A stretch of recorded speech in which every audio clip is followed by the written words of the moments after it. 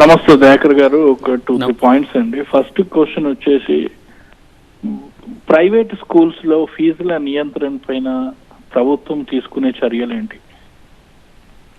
Second point, government hospitals లో hygienic conditions లేవు sir.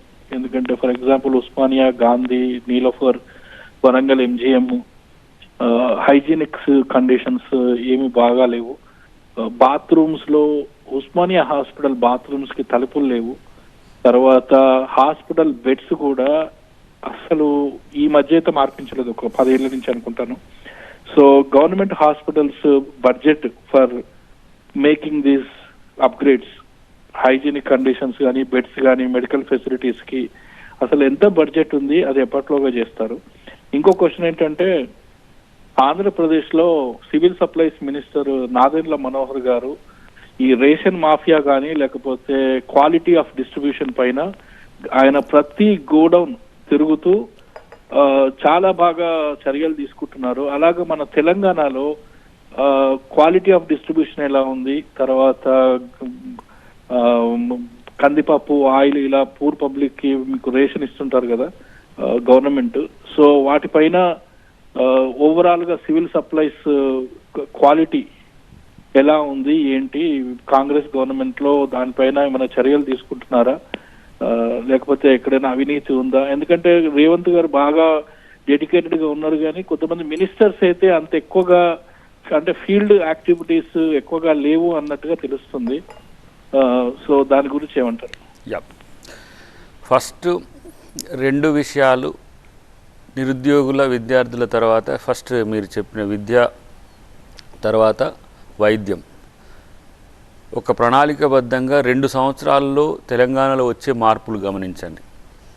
నాకు తెలిసి ప్రైవేట్ వైద్యం, ప్రైవేట్ విద్య వైపు విద్యార్థులు కానీ లేకపోతే పేషెంట్స్ కానీ చూడాల్సిన పరిస్థితి ఉంటుందని నేను అనుకోను.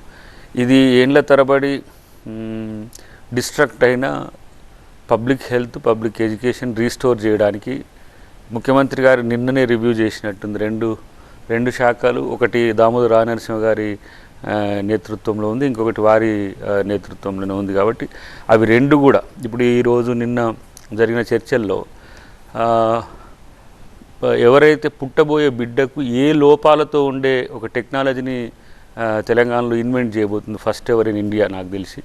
సో అలాంటి ఒక నూతన పద్ధతులతో అసలు పబ్లిక్, తర్వాత బస్తీ దవాఖానాలు లేకపోతే పిహెచ్సిలు, వీటిని కూడా ఏ విధంగా ఎంపవర్ చేసి, ప్రైవేట్ హాస్పిటల్ కంటే ప్రభుత్వ హాస్పిటలే చాలా మంచిది, లేదంటే ప్రభుత్వ స్కూలే.